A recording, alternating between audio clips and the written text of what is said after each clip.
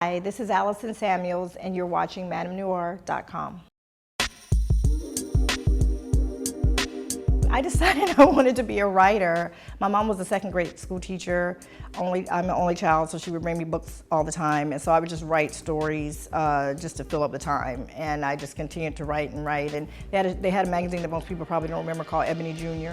And I know it was a kid's version of Ebony, but you could write stories. And I would send stories in, and my mother would help me and mail them off for me, and they printed a few of them, and I just kept writing from that point on. It's sort of always been my passion. As one of the few African Americans at a mainstream publication, both online and the magazine itself, Newswee, I'm frustrated, but I'm frustrated because it hasn't changed. I was one of the few when I started years and years ago, and I'm still one of the few, and I'm confused by that.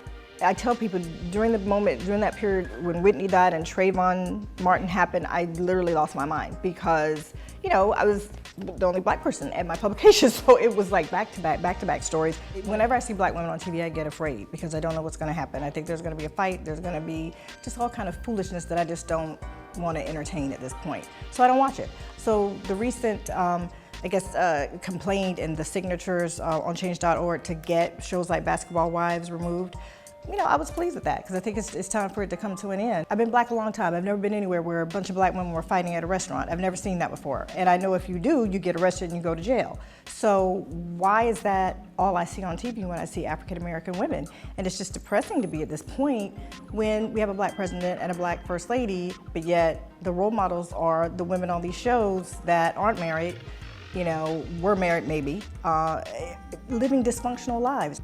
I keep stressing this. Little girls today, little black girls, girls of color have no idea what it's like to believe in a fairy tale. And when they don't have that dream, it is very disheartening to know that they are only looking forward to more dysfunction and more heartache. They look at Michelle Obama as totally something that is unattainable. That is not their life. And I'm like, if you can be a basketball wife, you can be the first lady. We're viewed around the world like this. This is what people think of us when they see us. So I'm glad to see that we're using our power to say, you know what, we don't like this. I want to see more scandals. I want to see more Style by June, which I love that show, about a black woman doing her job. Not about her fighting with people and jumping on tables and beating people up, but how she's doing her job, being compassionate, working, and showing her business savvy. I decided to write What Would Michelle Do for a couple of reasons. First off, there were two other books called What Would Jackie Do and What Would Audrey Do? And they were based on Jackie Kennedy Onassis and Audrey Hepburn. And I always loved those two books. I thought, they were great. So I'm like, I was thinking, how do I sort of do that same kind of book, but with a woman of color? And so when Michelle Obama became, sort of visible in 2007, 2008, or earlier than that, I kept thinking this is the ideal person, and if he actually does win, her husband Barack Obama, the presidency, this is a perfect person to sort of do that book with.